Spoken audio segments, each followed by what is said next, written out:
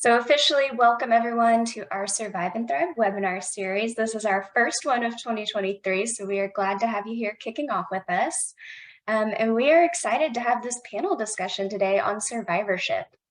Just to remind everybody who our foundation is, we are the Texas Oncology Foundation, and we are dedicated to providing support to cancer patients in the communities where they live, work, and receive treatment.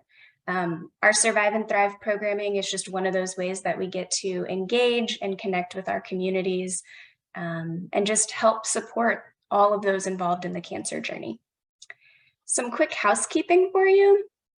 We are on Zoom webinar today, so we can not see and hear you, but you can see and hear us today. So the biggest way that we are going to communicate with you is through the chat. So please utilize the chat with us today.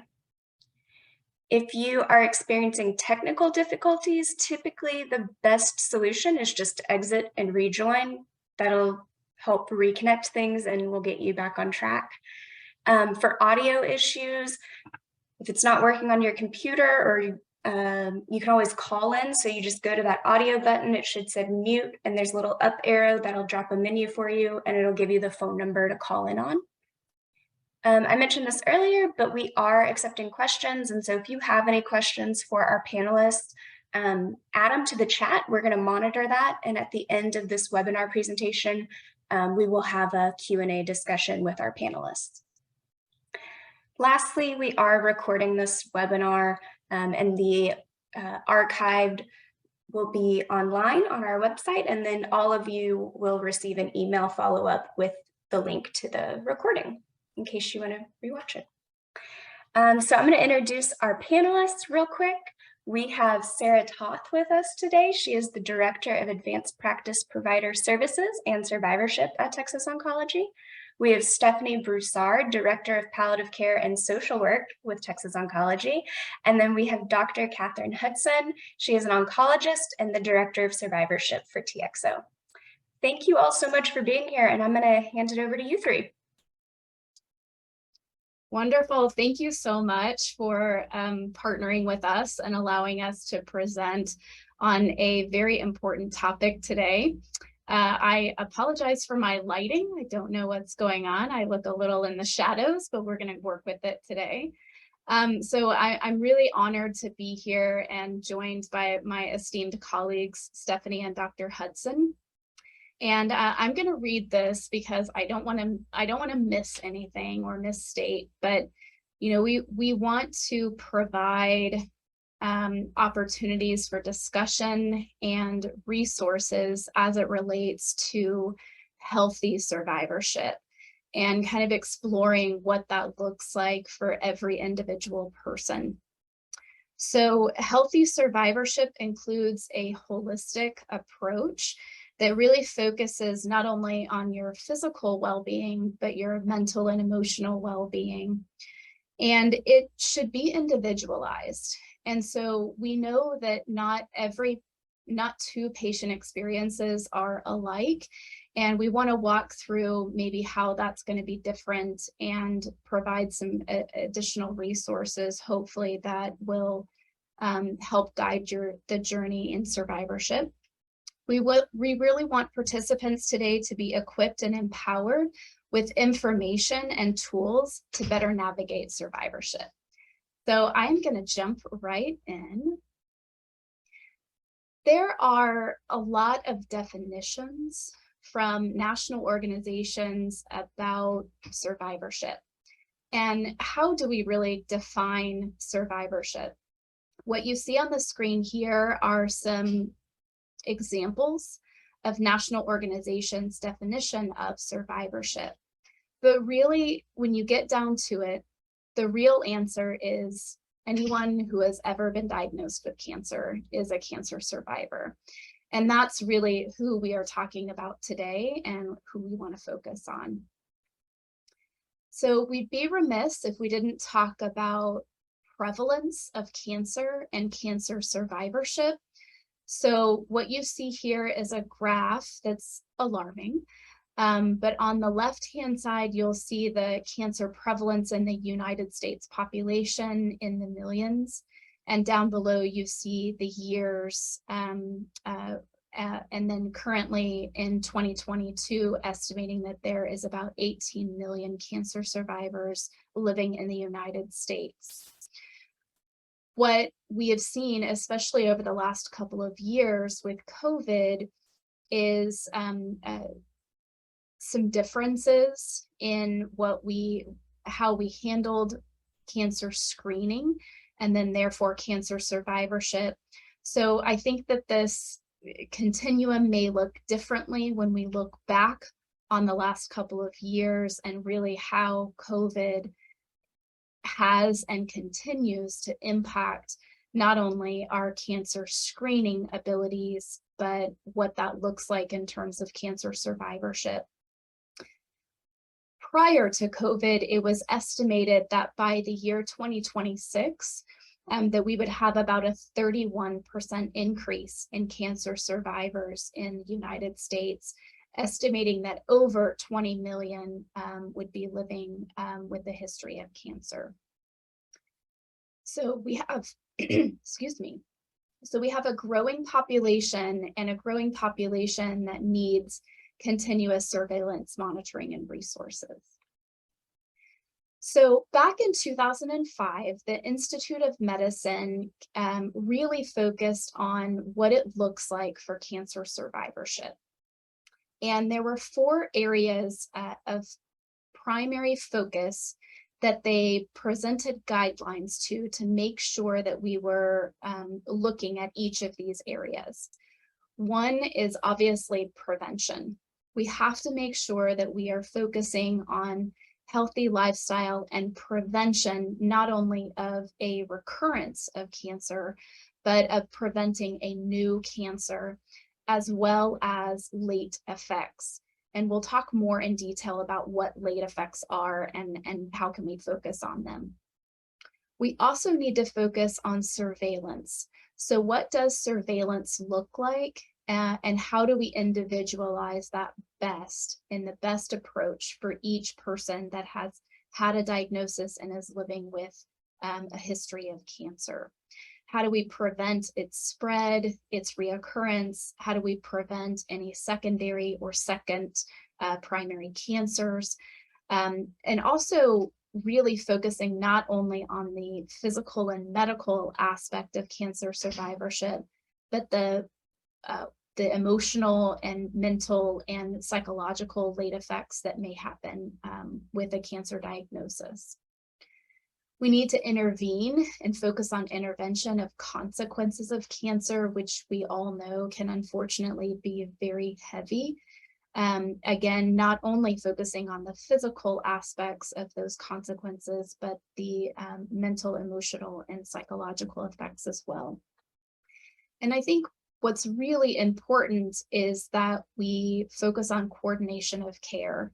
So what does coordination of care look like for cancer survivorship, not only between an oncologist, but other specialists who may be part of your medical care team, as well as really incorporating your primary care and making sure that everybody is working with you and for you to make cancer survivorship as best as possible.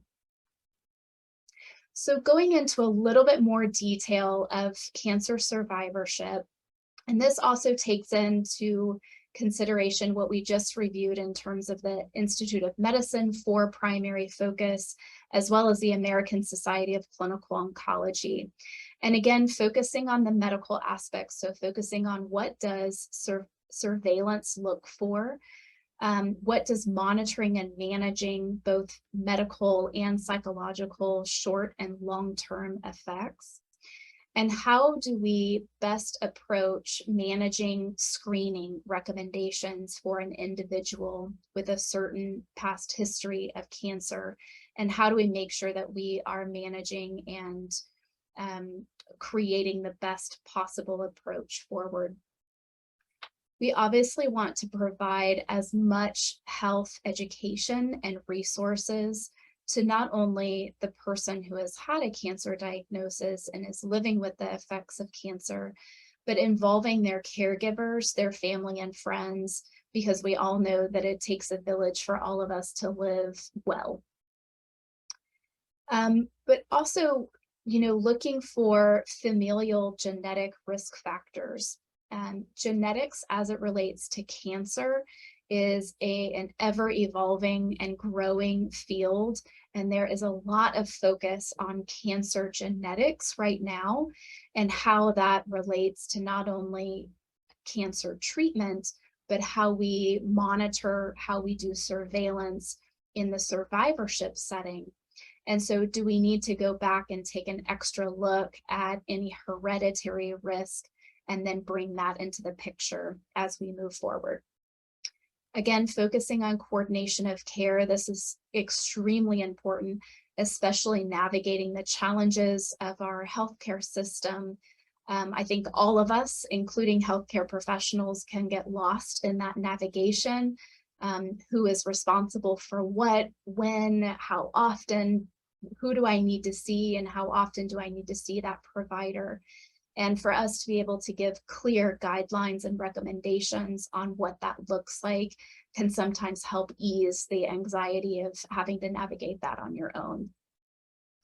And I really want to focus on the bottom 3 bullet points here, boxes, if you will, is what can we do better to empower survivors and their caregivers and anyone involved in their care to not only advocate for your own healthcare needs, but also to provide crucial resources to assist with you living well.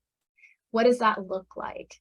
And what does that look like for, again, your physical, emotional, mental well-being?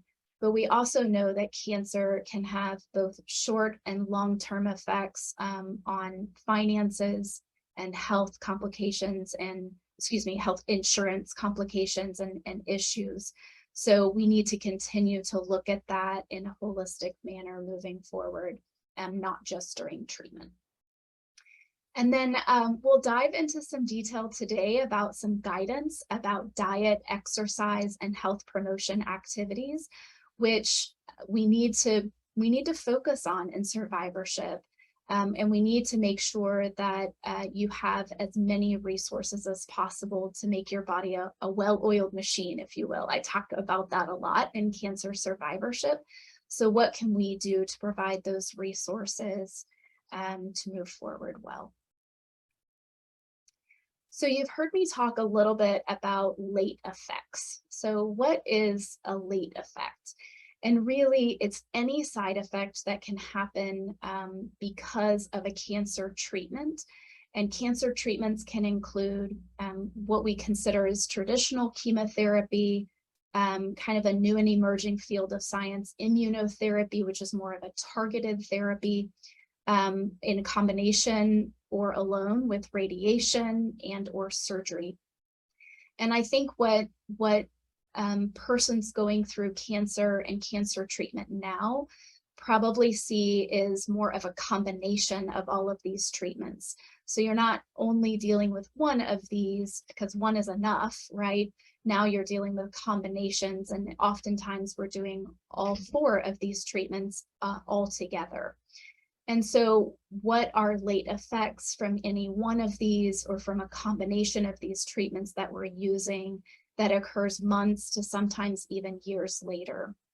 And what you see on the right-hand side of the slide is just a very brief and high-level overview of some of the effects that these cancer treatments can have on patients. Anywhere from neuropsychological effects to organ effects that we can see, again, in the short term, but also in the long term. And how can we really focus on these and make sure that we're doing proper screening, monitoring, and surveillance moving forward? And again, ongoing survivorship goals really focuses on health promotion. And again, we're going to dive into more details about some resources for living well and really focusing on health promotion. In the green circle you see there is a primary focus on prevention as well. So how can maybe we prevent late effects? how can we prevent a recurrence or prevent any secondary cancers from happening. And then on the left-hand side, you'll see palliation. Palliation is a very broad term, if you will, but how do we make sure that we are giving proper and appropriate palliation and symptom management? So we know that short and long-term effects can happen from any one of the cancer treatments that you just saw on the previous screen. So what are we doing to make sure that we are providing appropriate palliation and symptom management? So I'm going to go to the medical aspect of survivorship care real quick and just talk briefly about what a medical follow-up plan looks like. So this is just an example, but as somebody who has had cancer, more often than not, you will be followed by your primary oncologist office for about 5 years after your treatment. Now, the frequency of follow-up may look different, and again is individualized for you and what that looks like for you. But typically it's about every 3 months for the first 2 years, decreasing in frequency after that for, again, a total of about 5 years. Imaging studies such as x-rays, CT scans, or PET scans may or may not be included in your individualized medical follow-up plan. We have a lot of medical and national guidelines that we follow. Probably one of the primary resources is what is NCCN, which is National Comprehensive Cancer Network Guidelines. But again, this can be individualized. So not one person may have the same imaging requirements as the next person. And I think sometimes that gets a little bit confusing, but there's a lot of variables that go into that decision of whether or not that's included in your survivorship or surveillance care. And then again, circling back to that coordination of care, it's really important to continue to follow up or establish with a primary care provider to continue routine physical exam. Your primary care physician will do different things and look at different medical tests and different survivorship care than maybe your medical oncologist or a different specialist would. So it's really important to continue to follow up with your primary care provider alongside your other specialists. And again, that may include other immunizations as well. Annual flu vaccine, we're in the winter right now and flu is upon us. So really looking at tailoring what not only physical care, but immunizations you may need. This is a brief overview of what screening recommendations may look like for a female cancer survivor. Whether or not mammogram is every 6 months or every 12 months, typically it's every 12 months. We still do recommend monthly self-breast or chest wall exam along with a clinical breast exam by a provider about every 6 to 12 months. The screening recommendations for colonoscopy has changed recently. Some people may not know this. It used to be we start that at 50. Now we started at 45, lucky us. That may change both when we start screening colonoscopies and then how frequently we do them or recommend that you do them. That may change based on not only your personal history and previous colonoscopy findings, but as well as your family history and then that extra piece of genetic or hereditary risk if there is that identified in your family. For women who are postmenopausal, we typically also look at bone density or DEXA scan about every 2 years. We also recommend skin exam annually. That obviously would be more frequent with a personal history or family history of skin cancers, in particular melanoma skin cancer. For women, every 3 year or so pelvic exam and pap smear is in the typical guidelines. You'll see a lot of variation in how often a pelvic exam is recommended for women based on your personal and family history and obviously prior exam findings, so that you may see some variation there. And I think we want to make sure that we're still looking at the health of your teeth and eyes. So this recommendation is kind of a general recommendation for every person, no matter what your medical history is. So making sure that you're still following up with a dentist every 6 months and an ophthalmologist at least every year. Unfortunately, we do know that some of our cancer treatment can affect our teeth and our eyes. So again, really important to continue those screening recommendations. If you have a personal history of smoking, you may also meet criteria for an annual low dose CT, which is sometimes put in surveillance for lung cancer screening. And then again, individualizing with other screening recommendations as needed. And I also want to talk about male cancer survivorship as well. So this is a snapshot of screening recommendations for male patients. Same as screening recommendations for colonoscopy as for female patients. Again, frequency may change based on many variables. Annual skin exam is still important, as well as prostate cancer screening. We typically recommend for men to start prostate cancer screening at around age 50. But again, this will need to be individualized based on personal and/or family history of prostate cancer. So that may vary widely. Again, still looking at teeth and eyes, as well as lung cancer screening if there's a personal history and you meet criteria for that, as well as any additional screening recommendations based on your personal history. I will send this over to Dr. Catherine Hudson to talk to us about healthy living. Good morning, everyone. I'm so glad everybody is joining us today to discuss this topic that is near and dear to my heart. And I want to share why. You know, all of us in oncology, our passion is to treat and hopefully cure cancer. And once we accomplish that, or I'm not forgetting about our metavivors right now, for hopefully people can live a healthy lifestyle after their cancer diagnosis, because we don't want to just treat or cure cancer and then have you get sick from something else. So that's why being healthy overall is so important. So you can live a long and healthy life with a great quality of life. So how can we promote healthy living? It's very important to avoid smoking, all tobacco products, and of course, secondhand smoke as well. Exercise is really important, and we're going to talk more about that. Protect your skin from the sun, really important here in Texas. Sunscreen is critical. Everybody should wear sunscreen every day, at least SPF 30. Limit alcohol consumption. Do not use any illegal drugs. Hopefully this is self-explanatory. Eat a healthy diet high in fiber and plants. Get all recommended vaccinations. Yes, I do also recommend the flu vaccine and all the COVID vaccines. Maintain a body weight that is healthy for you. I realize that the term BMI is an imperfect term. So instead of BMI, I like to say whatever a healthy weight is for you.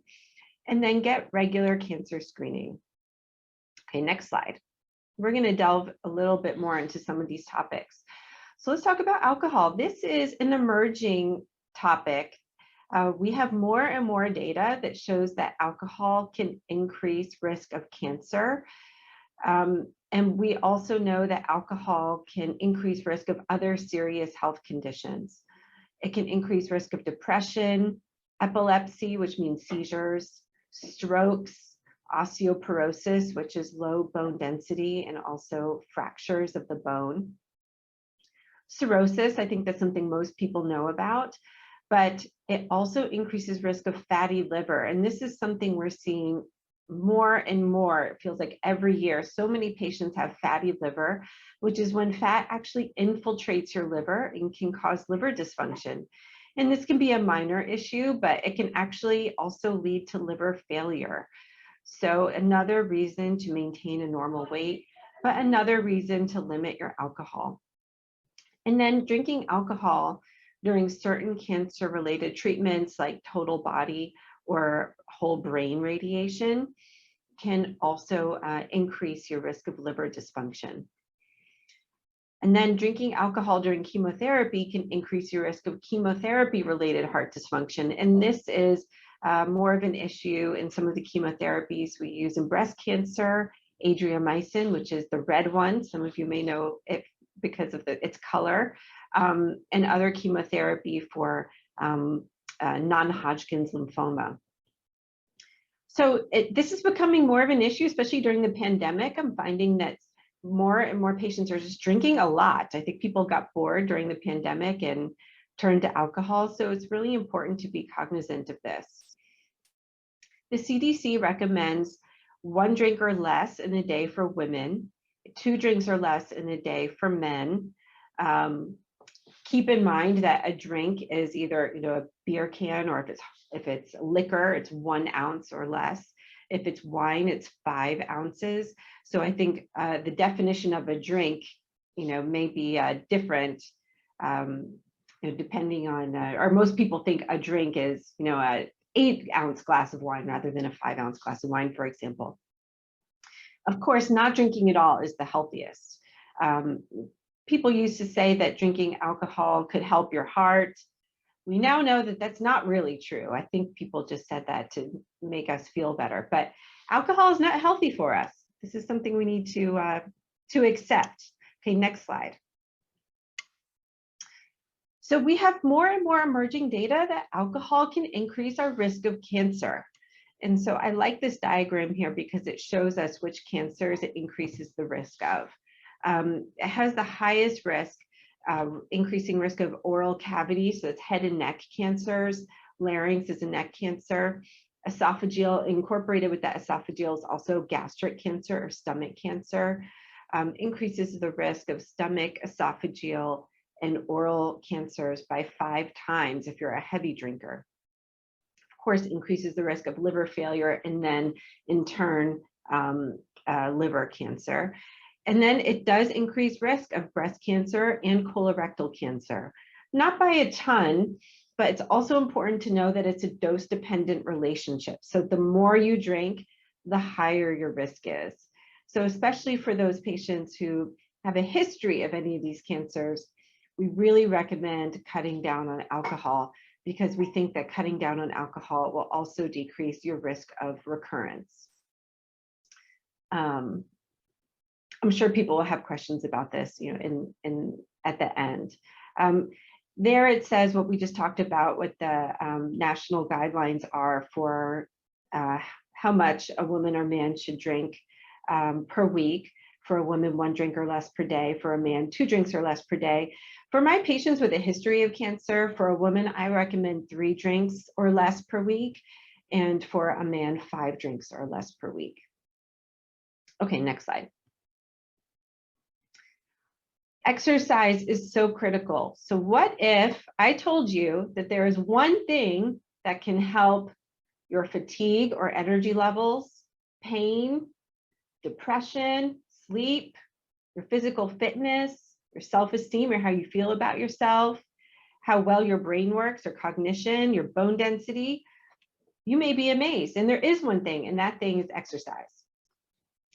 I often tell my patients, if we could bottle up exercise in a pill, a pharmaceutical company would make trillions of dollars off of it because it has so many wonderful benefits for overall health and also cancer-related health.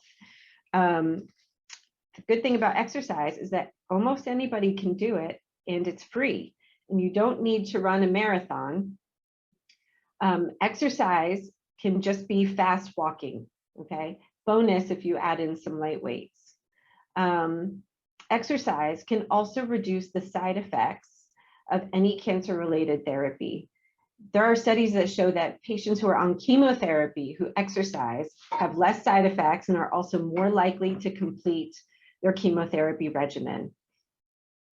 For those of you on longer acting longer term treatments for cancer, especially women on the hormonal blockers, exercise can help decrease those side effects of joint pain, stiffness, muscle aches. Also, for those of you who may have chemo brain, exercise can really help. Exercise is the #1 thing that helps cancer-related fatigue. Sometimes we use some medications like Ritalin for fatigue, but exercise has been shown to help more than anything else. And then the one thing I'll add is that if you can exercise outside or get some sunlight, I think that adds some extra benefit, especially with fatigue. Wear your sunscreen while you're outside. But I think exercising outside is a good thing to do. So it's hard to make ourselves exercise. But once you do it, has all these wonderful, wonderful benefits. Okay, next slide.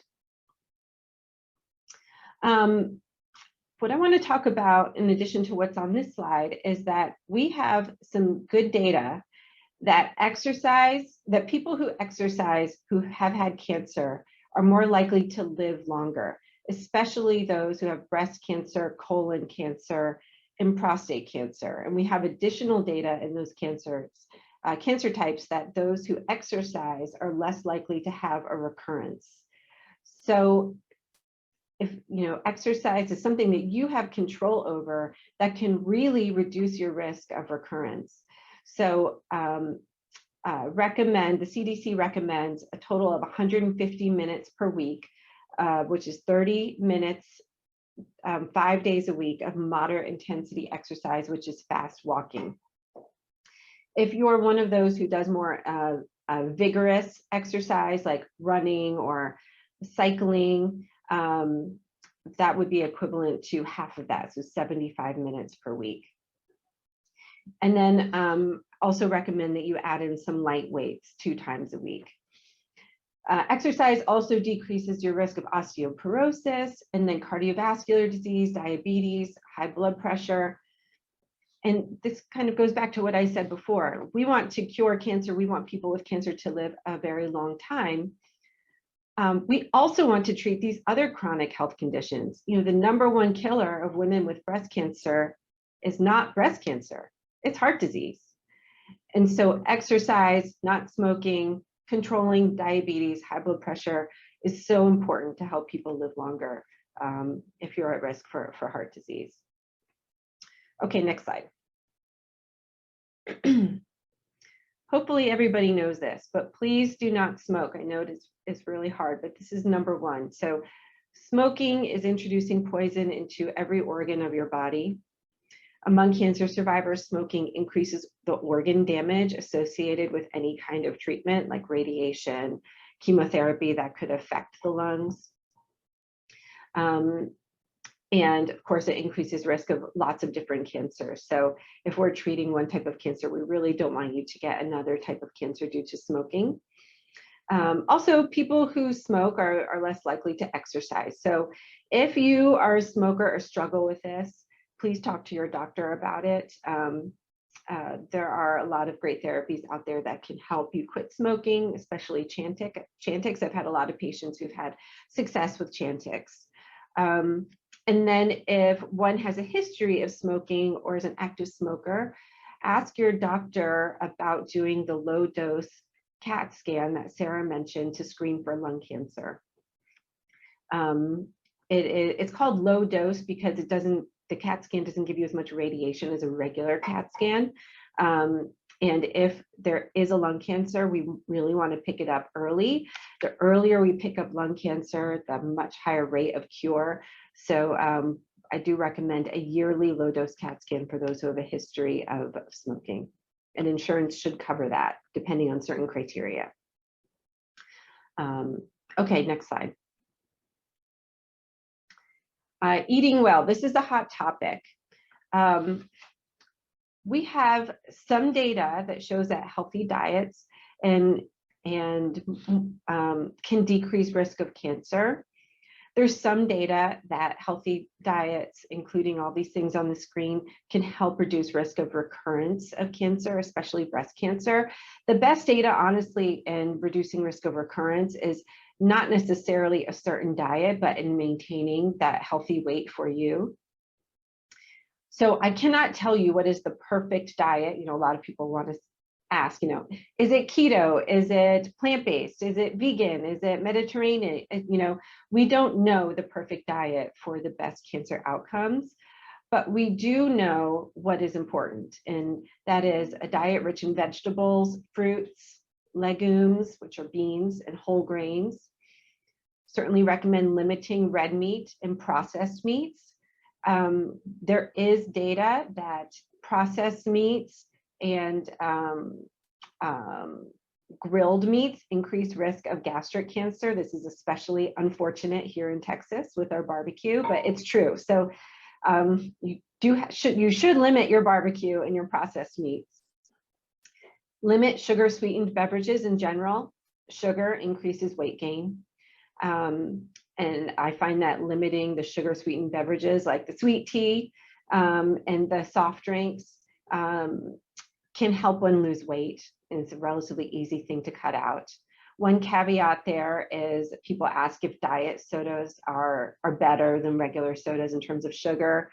Unfortunately, studies have shown that people who switched to diet soda from regular soda did not lose any weight. So it's probably in that sensation of sweetness, even if it's not actually sugar in those drinks, tell your body to gain weight. So recommend cutting out all sweet drinks. And then limit highly processed foods and refined grain products. So one thing that can help with this is cooking at home. If you go out to eat or fast food, those tend to be not as good for you. And then I also recommend filling half of your plate with vegetables and fruit, and a much smaller portion of your plate with meat or carbohydrates. So several eating patterns that meet this definition include the Mediterranean diet, which is a diet with low fat proteins like chicken and fish, nuts, lots of whole grains and fruits and vegetables. The DASH diet, and vegetarian diets. One caveat with vegetarian diets is some people think if a vegan diet is always automatically healthy, and it's not necessarily true. So if you're a vegan, which means no animal products at all, you can still have an unhealthy diet if you're eating lots of processed stuff. So prefer plant-based diets. And then it's important to make sure you're getting enough protein if you're on a vegetarian diet. The other thing I'll say about this is I hear all the time, sugar feeds cancer. And so I just want to comment on that. We do not have any evidence that shows that if you eat a lot of sugar, that cancer will get worse, that your cancer will come back sooner, that you're more likely to die from cancer. It is true that all of the cells in our body run off of sugar, so they use sugar for metabolism. And so cancer cells are no different from your brain cells or your liver cells or your kidney cells in that regard. We do know, though, that if you cut out sugar and you have a healthier diet and you can lose weight, that you're probably less likely to have your cancer come back and just be healthier overall. So, so that's my spiel on sugar feeds cancer. Here are some resources for you. I really like the American Institute for Cancer Research website. Sorry, that's ORG, the G was cut off. They have a really great pamphlet or document on nutrition and for people who are cancer survivors. So definitely check that out. Okay, next slide. And the next part is for our amazing social worker, Stephanie. Hello. Thank you guys so much. Can you hear me okay? Perfect. So Sarah and Dr. Hudson have done a great job reviewing the other elements of just healthy living and survivorship. And so I'm going to dive into one of those areas that we don't talk about as often. And I think that's our emotional well-being and our mental well-being. And what does it look like to try to navigate survivorship? And so I just wanted to start with a few tips, because I think when we think about healthy living, as Dr. Hudson and Sarah mentioned, we think about the physical elements and what do we do? And just like we have a plan for survivorship in our physical well-being, we want to make sure that we're trying to cultivate a plan for our emotional well-being because we anticipate an impact. And so The first thing I will always say is to lean into your existing support systems. And so sometimes that can be difficult when navigating survivorship because there's an ambivalence of feelings and sometimes people don't understand that. And so we'll talk about that in just a second, but we want to make sure that you're diving in and leaning into those support systems. And it can be difficult at times because it can feel like you're re-engaging some of those systems maybe that you maybe have to stay away from just for health and safety reasons, or had to navigate differently just to fatigue and symptoms. And so we want to make sure that we're just really trying our best for whatever's comfortable, whatever level is appropriate to you, to lean into your support systems. We also want to establish a self-care plan, but we want it to be fluid and we want it to be easily modified. We don't want it to be too rigid to where it's something that also becomes a burden. And so we want to make sure that we develop a self-care plan that's smart. And so that's specific. We want it to be measurable. We want it to be attainable. We want it to be realistic, and we want it to be timely. And so if you've heard me talk about self-care before during survivorship, Survive and Thrive Camp, one of the things is that we want to make sure that plan is something that really is going to fill your tank. And so for some people, we think about bubble baths and massages, and that's great. But we also want to think about the things that we don't always see as fun. And so that means rest. That means having coping strategies. That means activating our connections, and also creating a space for our feelings and making sure we have a plan to process those. And part of that also means establishing a coping skills toolbox. Some of the late effects we know that come with survivorship is the emotional distress. And so we want to make sure that we have a plan when we experience those feelings, when we experience episodes of depression or anxiety, or we experience any other kind of emotional distress or fatigue. We want to make sure that we have some coping skills that we know how to engage, we know that we benefit from them. And so for some people, that'll look different. For some people, that's leaning into their spirituality and their prayer life and their support groups. Some people, that's going to their therapist and speaking with their social worker or counselor. For some people, that's meditation and mindfulness, or journaling, or getting more involved in exercising. But we want to make sure that we have a clear plan and have coping skills that we know really work for us, but also open to engaging new ones. I put practicing meditation and mindfulness here as just a separate bullet point because I think it's really important to create space for ourselves to, number one, to just be aware of our feelings and our thoughts, and also to create space for the silence. Sometimes we've been moving through the process as we navigate the cancer experience. There's so much to do. And so when the slowdown happens, it can feel uncomfortable. And so meditation can help us recapture just what it feels like to rest and be in the quiet times and with our thoughts and come to terms and process what really we're feeling and thinking and being able to sort through some of those emotions. I always say it's really important to be able to engage and talk to someone who is not family about your feelings and experiences. And this is really important because oftentimes, especially when I'm seeing people for individual counseling, one of the things that often comes up is that our family and friends don't understand the ambivalence of feelings with survivorship. But the reality is that two things can coexist. So we can feel extreme gratitude for where we are and the good things about what's happening in survivorship if we're, having no reoccurrence and we're doing it in a really great place. But there's also the feelings of anxiety that can come. There's also the feelings of loss of my normal life or grief. And so sometimes people who are in our family can't always wrap their mind around that because there's just the gratitude there. It's like, now we're in a new place, so let's move forward.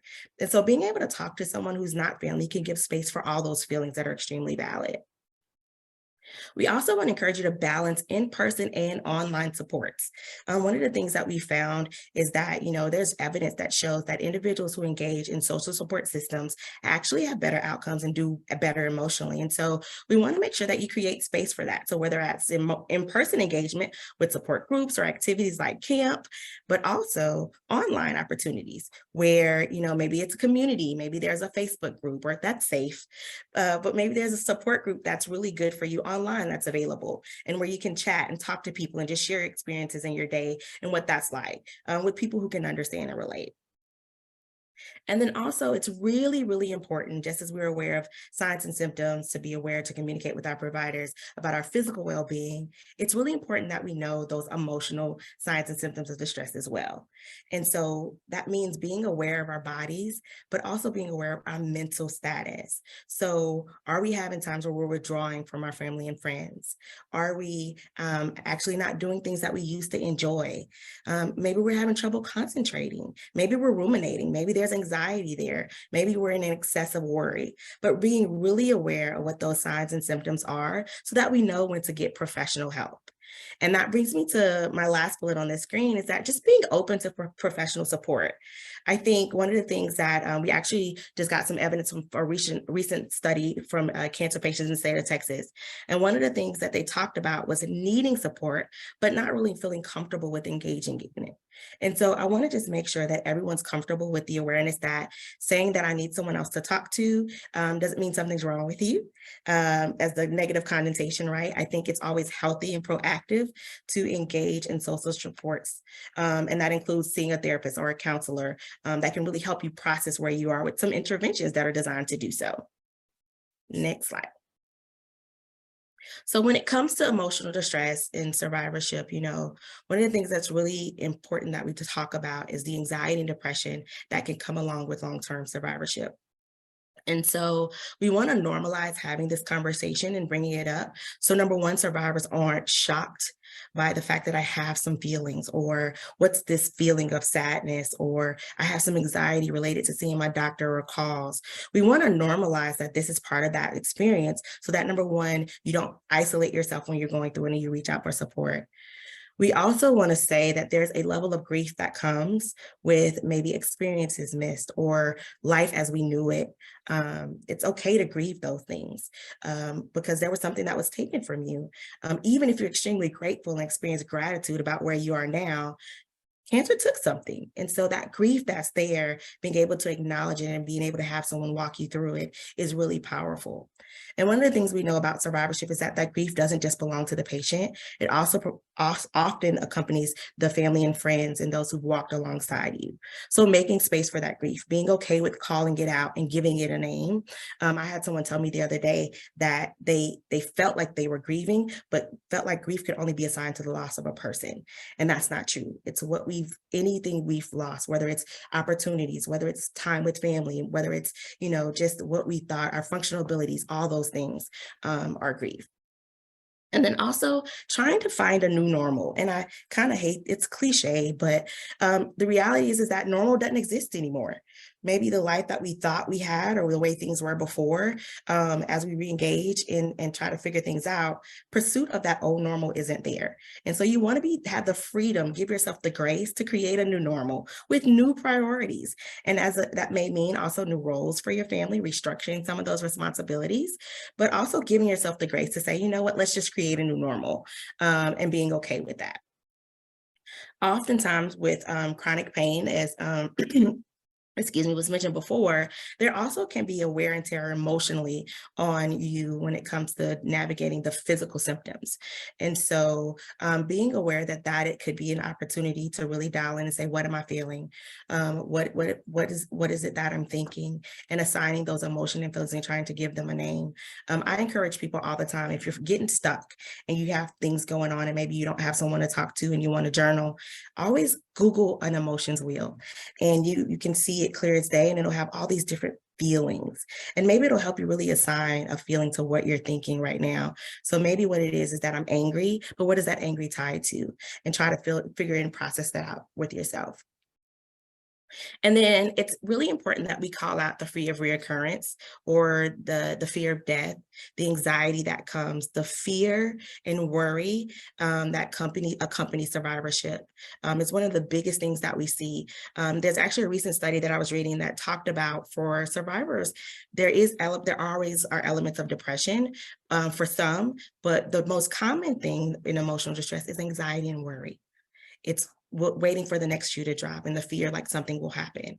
And so being aware of that and making sure that we have coping skills in place, and also tools like Sarah was talking about, like our care plan and things to identify so that we know what's a factual concern for me, and being able to communicate with your care team when you have worries so they can help dispel myths or even negative thoughts or cognitive distortions that our brains will create out of fear and worry. And so I just want to put it out there, anxiety is real. Someone said the other day that people act like you're crazy when you're saying you're worried about what that feels like, and there's a level of anxiety and buildup that can come. There's evidence that shows that that is actually real. So the buildup and the physical responses that can come and the emotional distress when we're counting up to our scans or waiting for results. And so we want to validate that it happens. But what we want to do is make sure that you guys are activating a coping skills toolbox, and going in your toolbox and pulling out the things that you need to help as you wait for your results, as you prepare for your scans. So making sure you have a good plan in place for yourself, okay? And then also isolation and resocialization can be a just overall emotional taxing event. And so give yourself grace, be aware that body changes not only have physical impact, but emotional, as well as sexuality and intimacy. And that's one that we're gonna do a lot of focus on in the near future, but really making sure that we're aware that cancer can impact our sexuality and intimacy. And as a result, can have an emotional impact when we're trying to re-engage with our partners and figuring out what does this mean, and when your body maybe isn't doing what you would like for it to do, and you want to connect and you want to be able to do that, maybe there's some barriers. And also, just because cancer affects all things and it's like a bomb in your life, survivorship doesn't mean that it's without those relationship challenges as you continue to navigate that. So just being really aware, this is not to scare you, be like, oh, well, all these things are going wrong, but it's really so that you can be aware, so that we can be proactive in how we care for our emotional well-being. Next slide. So a few things that we use to help identify emotional distress. This tool that we have here is called a PHQ-4. And what it does is help us identify if you're having symptoms of anxiety or depression. So it's the PHQ-2 and the GAD-2, which is a generalized anxiety disorder assessment. And we put those two together to help identify if we're having any issues. And so if we have a score of 3 or greater, it means it's positive and you may benefit from some intervention. And so the great thing about this tool is that it doesn't require your doctor to do it. So if you're feeling like you're not yourself and you just want to check in with yourself, you can always Google a PHQ-4 and just take this assessment for yourself, and then reach out to whether it's your clinical team with us or even your primary care physician to just check in and figure out where support is available. Next slide. So I'm just going to take this as far as when we think about survivorship resources. We've talked a lot about different resources, but this is kind of just to think about for across the board when we need help.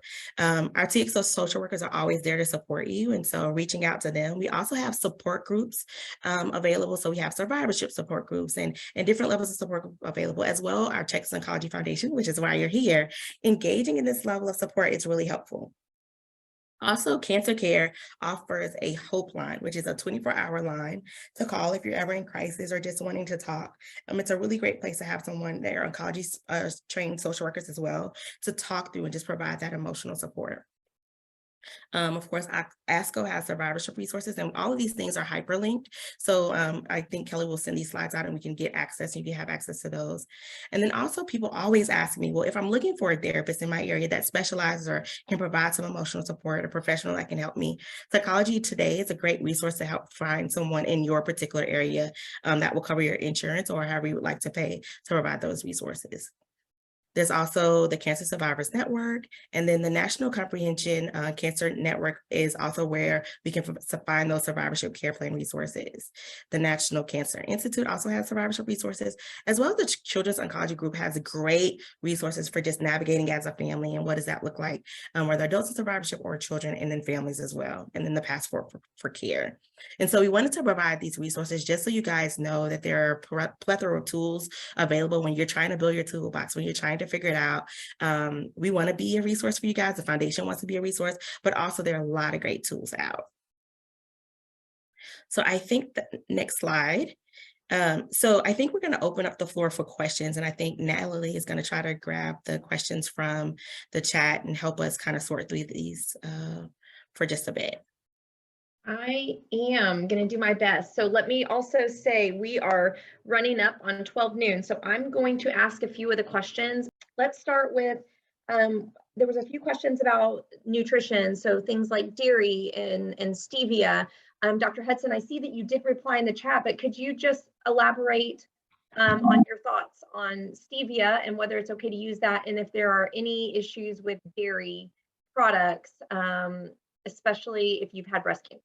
Yeah, no issues with dairy at all in any type of cancer, no issues with natural estrogens like soy and women with history of breast cancer. That, and like 10, 20 years ago, we used to think that was a concern, but that has been debunked. So it's actually good for you to eat soy products, totally fine. Stevia is a sugar substitute that is natural.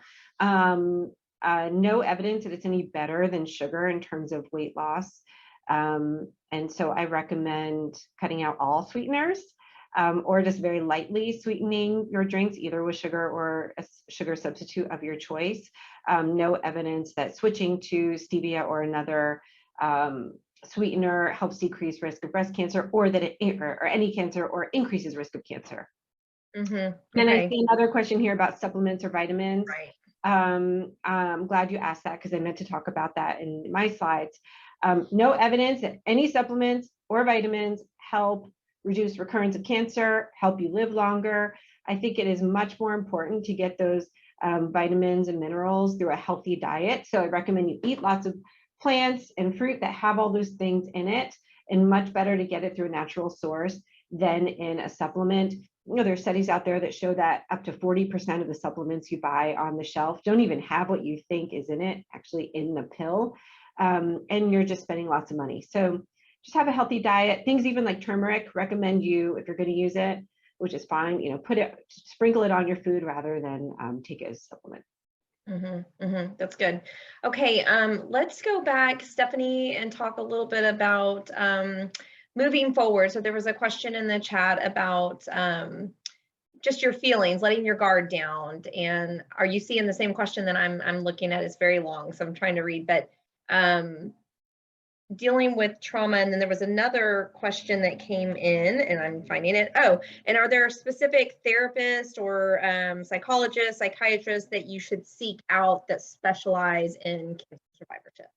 Okay, so two things. I think it's really important that when you're looking for a provider for your, whether it's counseling or therapy, you look for someone that has a specialization, whether it's in oncology specific or individuals with serious illnesses. I just think the needs are just very different. And so you want to look for somebody that maybe has it in their profile or bio that's where they're trained. That's part of what their focus is, okay? The other thing, I think, to answer the question about how do you move forward when creating that new normal and move forward with your regular life when it feels like everyone around you is kind of moved on. I'm a realist, and so I think the tough part about that is leaning into that grief and making it aware that may be the case. They may have gone and done things without you, and that's an element of grief. Acknowledging that there are things that transpired without you. There may have been circumstances and relationships that were cultivated that maybe you didn't feel included in. But I also think just as much as that is true, it's really important that you give yourself opportunities to lean into those relationships and ask for space. Acknowledge that maybe you may have missed that time, but you want to be reintegrated into those spaces. And sometimes that's really vulnerable. But I believe there's a power in vulnerability and saying what your needs are and what your desires are. I also think, you know, the reality is that cancer is trauma. Having a cancer diagnosis is traumatic. And so we want to acknowledge that it's trauma. And so we have to process it as such. And so we want to make sure that you give yourself room for that to process and lean on a professional to help you do that. And making sure that I believe, number one, that every person having a life experience, just as humans, need support in doing that. So imagine an experience like a trauma like having cancer. I think it's really important that you get some professional help to help you process and create what it is for yourself and really process your feelings. But we don't want you to keep it at the forefront of your mind, but also it'd be mute to say, just ignore it. That's not realistic. It's part of your reality. Mm-hmm. Gosh, so I knew this panel, I knew this would happen, and I'm seeing visions of like a part 2 survivorship panel, because I think the questions are going to continue to come in. We have come up on our time, so a few things I think are really great reminders. Dr. Hudson, you just touched on this with somebody personally in the chat. I mean, follow up with your physician, contact your practice, ask for a survivorship visit. If there are things that you have questions about, you know, we can't give medical advice on these panels, but please, I mean, follow up with your provider. Your social worker would be a great connection and resource for you. I also was so excited about the questions that came through because we actually have a plant-based nutrition webinar on February 7th. So shameless plug there. That's a great opportunity to learn about that. Also on February 28th, we have an intimacy webinar. So we're touching on a lot of great topics over the next month. If you have not already signed up for our virtual experience, which kicks off next Thursday, it runs 3 weeks. I implore you to please register for that event. 1, it's absolutely free to you, but 2, you are going to get presentations from experts like Dr. Hudson, like Dr. Toth. I mean, just you're going to get access and education from real experts. In addition to that, you are going to join a support group where you have a social worker that can answer some of these really direct and tough questions. So please register for that if you can. So Kelly, do I have any housekeeping that I'm supposed to do before we hang up? You just hit on all of it. That's what I was going to reiterate. And yeah, reach out if you have questions. Yes, please. This is a great topic. Thank you so much, panelists, for joining and sharing your information with us. Thank you. Everyone have a great week. Thanks. Thank you.